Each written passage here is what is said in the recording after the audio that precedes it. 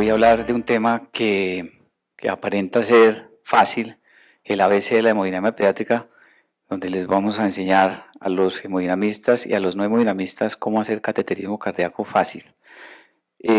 Pero, por otra parte, quería resaltar el hecho que lo mencionó Guillermo acerca de nuestro aniversario número 25, y esa es como la verdadera razón de ser de esta charla. El ABC de la hemodinamia yo lo enfoqué, así como les decía, partiendo de lo fácil que es hacer un cateterismo cardíaco. Eso es lo que uno pensaría cuando uno le dicen ABC, es como cateterismo cardíaco para dummies, pero no. Voy a hablar es de el ABC de cómo se inició la hemodinamia en congénitas, cómo empezamos, empezando porque tenemos una línea en el tiempo donde la hemodinamia nació como una necesidad de conocer la fisiología cardiovascular y la anatomía, y nosotros vinimos a aparecer tarde en esa línea, bien tarde. Yo tengo ahí la Fundación Clínica Chayo, posiblemente por ser la primera entidad y porque tengo obviamente un interés de conflicto. Yo quiero mucho la Clínica Chayo a pesar de que ya no trabajo allá, pero es el punto de corte donde uno podía pensar que comenzó a gestarse algo sobre la hemodinamia de congénitas. Sin embargo, yo estoy desinformado de todo lo que estaba pasando en el país para esa época, y eso es lo que yo vengo a tocar. ¿Cuándo uno comienza a hablar de hemodinamia? ¿Cuándo comienza la hemodinamia? Entonces, ustedes han escuchado que el Día del Hemodinamista se celebra cuando el doctor Grunsky hizo la primera angioplastia coronaria. Yo pienso que están siendo injustos con nosotros, porque llegó muy tarde en la vida en realidad, porque nosotros ya llevábamos, nosotros no, las congénitas llevaban mucho tiempo antes haciéndose tanto en procedimientos de diagnóstico como de intervención. Tal vez la llegada de los rayos X podía marcar un hito histórico donde uno podía pensar que ahí podía haber empezado la hemodinamia cuando alguien decidió utilizar esa herramienta para visualizar el corazón y ver cómo era su anatomía y su fisiología. Pero mucho antes que eso ya se había descubierto acerca de la fisiología circulatoria por estos autores que les voy a mostrar. Hablaban fisiología y básicamente lo hacían entrenamiento sobre animales. Obtenían información y desinformación sobre lo que pensaba que existía en la época la ciencia acerca de los principios termodinámicos de cómo funcionaba el cuerpo humano, y en realidad el corazón comenzó a dársele el valor que tenía, y estos fueron los que se atrevieron a hacer primeros cateterismos en humanos, ¿no? No fue el doctor Forsman como uno podía pensar más adelante, pero uno de ellos cateterizó al otro y no lo hizo con la utilización de rayos X. Sin embargo, él llegó a presentar dolor precordial como un signo de que posiblemente había llegado hasta el interior del corazón. Este doctor pues obviamente tiene todo el mérito, y cuando uno lee sobre la historia, a mí la historia de la medicina me apasiona, y cuando usted se pone a leer en las circunstancias donde usted vio estas personas haciendo lo que hacían, eran locos, y posiblemente los juzgaron en esa época de esa manera. Fue Nobel después cuando se le dio ese valor de haberse metido él mismo y varias veces, por lo menos 17 veces, catéteres de urología dentro de sus venas para llegar hasta el interior del corazón y tomarse fotografías en rayos X. Por eso él se considera en parte ser uno de los padres de la hemodinamia. Posteriormente aparecen una serie de autores que comienzan ya a perfeccionar las técnicas tanto de hacer cateterismo como que si lo hacían derecho, que si se entraban al lado izquierdo, era posiblemente atravesando barreras que hasta ese momento no se pensaban prudentes, y posiblemente se consideran hasta un intento pues de autoagresión o de agresión a terceros, ¿no? El diseño de diferentes catéteres, la inyección selectiva en las arterias coronarias, el diseño de algunos materiales y la utilización de medio contraste como herramientas, todo esto hacían que todas estas personas tuvieran un nombre en la historia de la medicina, y particularmente en la historia de la hemodinamia. El doctor Selinger, pues ya todos sabemos que perfeccionó la técnica del acceso vascular. El doctor Dotter, radiólogo, hizo la primera angioplastia, y con él y con el Sten, que era un ontólogo, fue quien finalmente se le acuñó la palabra stent, otra parte muy interesante de la medicina, ¿de dónde salió la palabra stent? Posiblemente uno pensaba que era de otro lado, era un odontólogo que estaba utilizando ese material para hacer unas prótesis dentales. Ya no, digamos, no desconocemos el impacto tan grande del doctor Gunsi haciendo su primera angioplastia en la enfermedad cardiovascular número uno, que es la enfermedad coronaria, y por eso tal vez es el valor histórico que tiene. Y más allá de eso y más adelante o al tiempo iban pasando cosas como diseños especiales de materiales diferentes, de procedimientos como los que se hicieron en válvulas pulmonares, como les decía, el diseño del stent, el doctor Amplatz, que tiene obviamente el reconocimiento nuestro sin ser médico, siendo una persona que sí dio muchas de las materiales que utilizamos hoy para técnicas de oclusión y no solo eso, guías y una serie de cosas adicionales. Al tiempo con la hemodinamia pues se va desarrollando la cirugía y este es un resumen que más adelante en una diapositiva que me robé al doctor Lince sobre qué eran las técnicas que se utilizaban hasta cierto momento desde el punto de vista quirúrgico y que iban al tiempo con el avance de la hemodinamia. El doctor Mullins pues tiene considerado también el padre de esa hemodinamia moderna y el doctor Ignacio Chávez, que más adelante vamos a mencionar, como uno de los gestores también de la parte de la Academia de la Medicina y uno de los centros más famosos en el mundo y que posiblemente nos hemos beneficiado mucho los colombianos. Ahora miramos el porcentaje de hemodinamistas que vienen del Ignacio Chávez, que son la gran mayoría. El doctor Valmir Fontes, pues lo menciono aquí particularmente porque tuvo que ver mucho con la cirugía de Yatén. Está vivo en la actualidad, es el suegro del doctor Pedra y era su hemodinamista, el doctor Adib Yatén. ¿Qué pasaba en Colombia? Entremos en materia en Colombia. No se puede dejar de mencionar al doctor Ramón Atalaya como el padre de la cardiología y tengo que confesar que hasta anoche yo volví a revisar este libro que nos llegó, no sé si a todos les llegó, este libro de la Sociedad Colombiana de Cardiología. Qué libro tan interesante. Usted ve ese libro y se ubica en la realidad donde usted está y de alguna manera se da cuenta de lo que pudo haber pasado y en qué circunstancias se desarrolló la medicina en momentos donde existían hospitales como estos, hospitales aquí en Bogotá, Misericordia, San José y San Juan de Dios, donde la cirugía cardíaca era un evento exótico, raro, peligroso, pero había que hacer algo por esos pacientes enfermos. Después, posteriormente, y a raíz de esa descentralización de esos centros y que posiblemente se estaban buscando espacios, se comenzaron a aparecer las instituciones especializadas, pero aquí que hay dos, bueno, hay una sola hemodinamista del OMI que tiene que sacar pecho porque fue el primer cateterismo que se hizo en Colombia, fue en la Misericordia. Fue un cateterismo aparentemente incompleto, pero pues para la época era lo más adelantado, lo más asertivo, lo más nuevo que había. La Fundación Clínica Chayo y la Cardioinfantil, que tienen una diferencia pequeña en tiempo, pero ya fueron entidades especializadas en el manejo de las cardiopatías congénitas, pero vamos a ver quiénes eran los actores de esa época.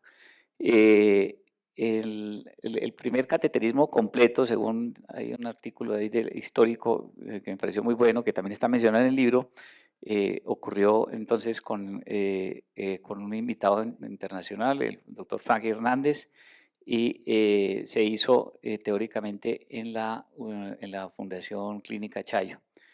Eh, el doctor Ignacio Chávez vino a Colombia en el 59, no sé si ustedes sabían, algunos de ustedes, pero él tenía un vínculo muy particular con Colombia, y es que él fue compañero de pupitre de Ramón Atalaya. Y pues a raíz de esa diapositiva, como menciono ahí, las cosas no solamente están ocurriendo en Bogotá, están ocurriendo en Medellín, están ocurriendo en Santander. Voy a tener que pedir disculpas porque mucha de la información que tengo acá posiblemente no hace alusión a esos sitios donde también se está desarrollando algo de la hemodinamia de congénitas. Y aquí nos mostraba Rafa en su presentación esas clínicas, esas instituciones que llevaban tanto tiempo ejerciendo, pues practicando en Medellín, pero fue hasta el 66 donde finalmente ocurrió algo parecido a lo que pasó en Bogotá, que fue el diseño de una institución especializada en cardiología, en cardiopatías congénitas. Estas fotografías históricas que ustedes ya han visto, que tienen acceso a ellas a través de los diferentes medios, muestran la tecnología que en su momento se manejaba, el famoso seriógrafo, que eran elementos que utilizaban las imágenes diagnósticas radiológicas, pero que lo hacían en unas condiciones muy diferentes a las actuales, ¿no? Mesas basculantes de fluoroscopia que muchas veces no grababan, tenían una serie digamos, de desventajas, de fallas, de falencias con respecto a lo que vemos en la actualidad, eh, y que eso fue evolucionando a través del tiempo. Después hubo por lo menos en Chayo hubo un seriógrafo francés, después hubo un tema de revelado de las películas. Cuando ustedes escuchan hablar a los profesores grandes, a los maestros, sobre el uso de esas películas, cómo se hacía una junta médica a los 2 días después de haber hecho el cateterismo cardíaco, uno dice, bueno, increíble que eso hoy día lo tengamos disponible en 5 minutos y por WhatsApp. Todas estas personas que voy a mencionar, y se me escapan con seguridad muchos, son parte de esas personas visionarias y de esas personas que hicieron hemodinamia de congénitas en situaciones muy diferentes a las nuestras y con preparaciones académicas muy diferentes a las nuestras, y en un momento histórico donde por norma, por habilitación en salud, que hoy hablamos de eso, no existían ciertas reglas que hoy sí existen claramente. Y pues todos estos médicos, el doctor Quiroz aquí en Santander, muchos de nosotros hemos visto pacientes de él que han sido operados en Estados Unidos, pacientes que fueron operados aquí en Colombia, y por ahí tengo un chismazo que nos enteramos recientemente de uno de los nuestros que terminó operado en los Estados Unidos a falta de ese recurso que existía en esos momentos. El que está en la mano derecha era el dueño del primer angiógrafo que existió en Colombia, el de la Misericordia, y él pues hizo parte de ese primer cateterismo. Los profesores de la clínica Chayo, bueno, los médicos, el doctor Estrada específicamente y especialmente, el doctor Humberto Barón, que inicialmente estuvo en Chayo, que cuando usted le dice, fue el primer cateterismo, pero ya en otra parte decía que había sido otro cateterismo anterior, entonces uno finalmente queda loco y no sabe qué fue lo que pasó o qué pasa con la información, pero obviamente es producto de la desinformación que tenemos en la actualidad. El doctor Suárez Nitola, que tuvo mucho que ver con la hemodinamia de congénitas en Chayo, en el Hospital Militar, fue presidente de Solasi, además de eso nos hizo el acercamiento a nosotros como Sociedad Latina de Cardiología Pediátrica, y que en la actualidad está con nosotros todavía. La B, ¿qué significa? Birthday, o sea, perdón, nacimiento. El nacimiento, ¿cuándo ocurrió? ¿Cuándo dejamos de hablar de hemodinamia de cardiopatías congénitas y comenzamos a hablar de hemodinamia pediátrica? Pues cuando comenzaron a aparecer personas especializadas con formación especializada en pediatría. Y ahí comenzamos a ver, perdóname que se me metió una foto que no era, pero el doctor Joachim, que era cardiólogo de adultos, también tuvo que ver mucho con los programas de hemodinamia, de cardiología pediátrica, pero el resto con diferentes formaciones y la mayoría de ellos viniendo del exterior, por no decirles todos, ¿sí? Todos con formaciones especializadas por fuera, y no solo en México, por fuera, en los Estados Unidos, en Europa. Entonces, vemos que al principio no fue tan fácil. Ilse fue la primera hemodinamista, perdón, la primera cardióloga, y hablar con ella desde Tierra Bomba, desde una isla, contándome toda su historia, una cosa que ustedes no se imaginan, la emoción que me dio. Hugo Zapata, que no podemos dejar de mencionarlo, que ya no está con nosotros, pero también fue uno de los pioneros que comenzaron a llegar en esa época de 1980, 1990. Después, aquí, como cardiólogo pediatra intervencionista formalmente hecho, estaban los dos compañeros cardiólogos, profesores de nosotros, que todavía siguen vigentes, entre otras cosas, y que se ubicaron aquí en Bogotá. Posteriormente, ya en los años 90, comenzaron a aparecer hemodinamistas en todo el país, desde Bogotá al Valle, Antioquia, Santanderes, Están las fechas aproximadas, yo me puse a llamarlos a todos y casi todos me contestaron y de pronto tengo por ahí uno que otro error en los años, pero esos fueron más o menos los años que todos fueron llegando al país. Mira la diferencia entre los dos primeros y prácticamente 10 años entre los que comenzaron a llegar en la época de los noventas.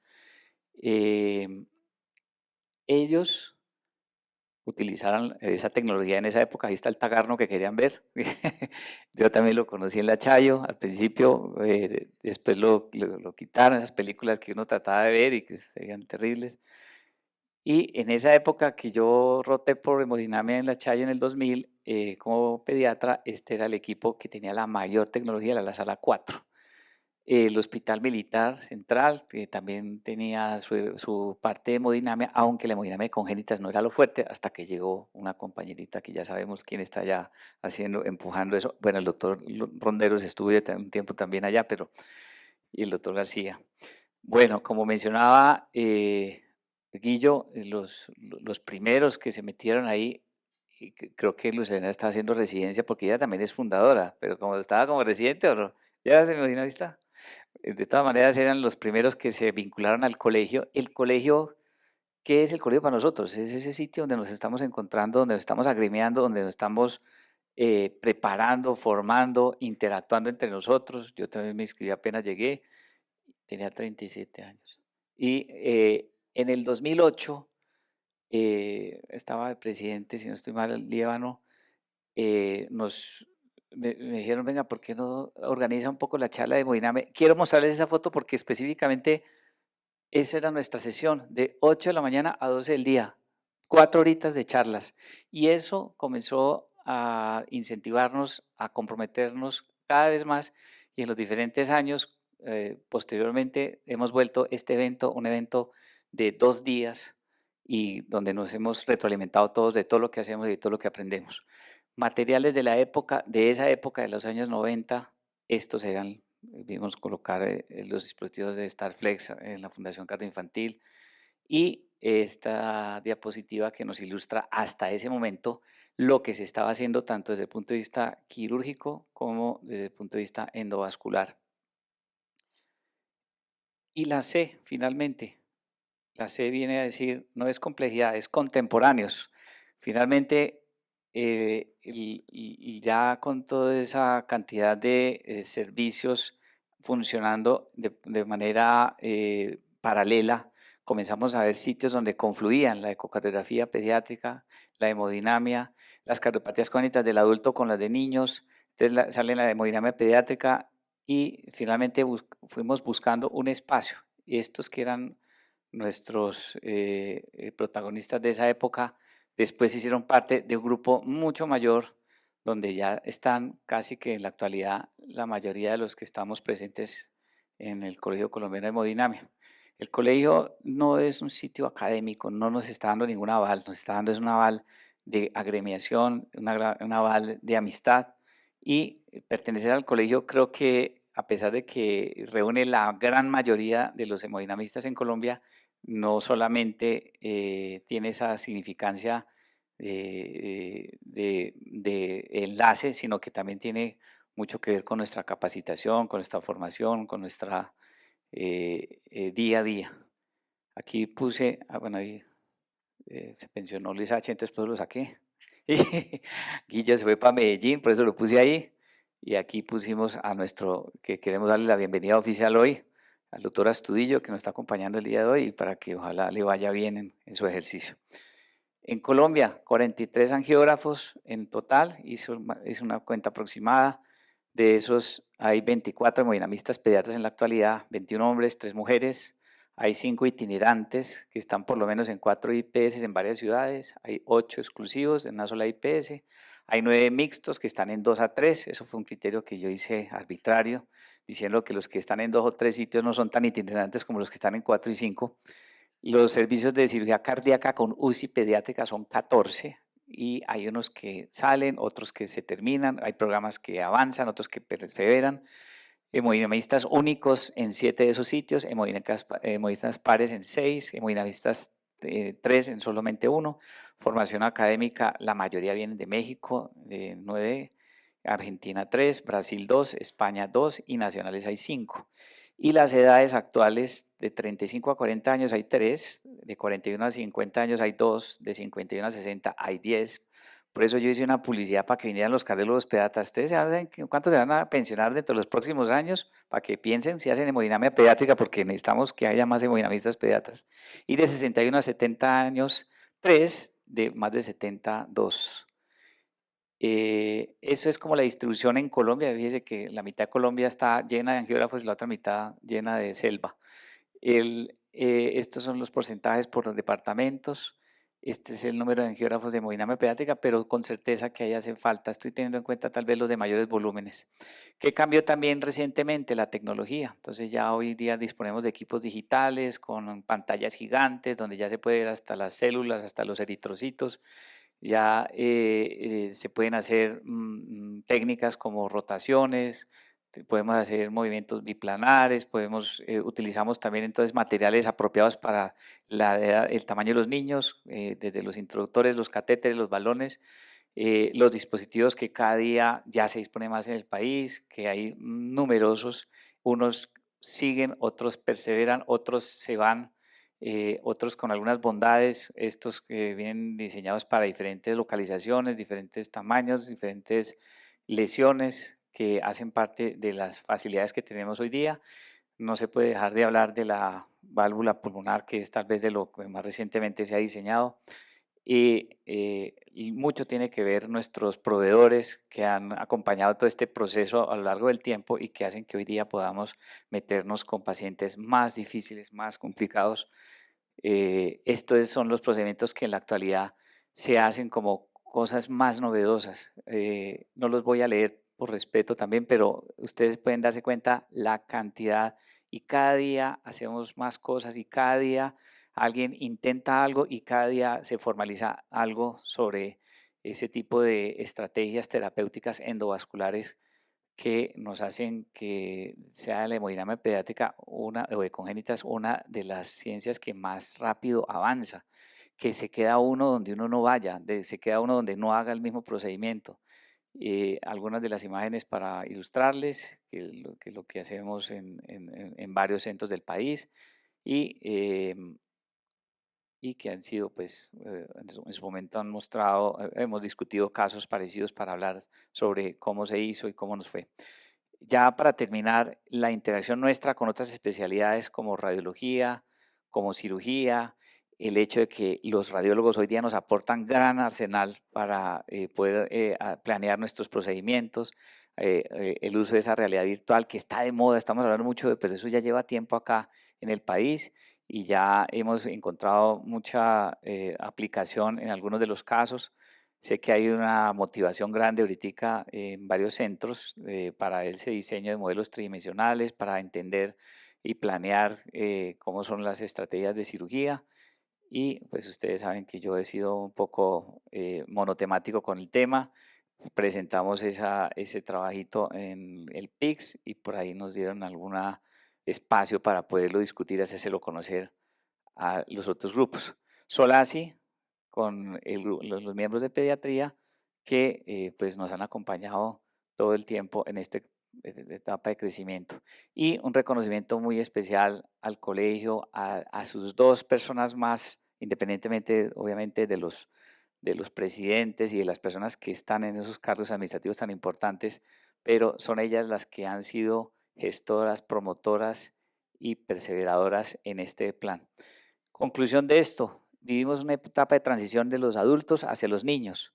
Hoy hablamos mucho de transferencia, de una serie de términos, cuando está de moda la cardiopatía congénita del adulto, pero resulta que también hubo un fenómeno de transición de adultos para niños, reconocimiento de todas esas personas que estuvieron en su momento, en esos momentos históricos, pues de poder desarrollar esos diagnósticos, esos planes terapéuticos, disposición que debemos tener todos para cada día aprender más, capacitarnos y actualizarnos. Eso es todo. Muchas gracias.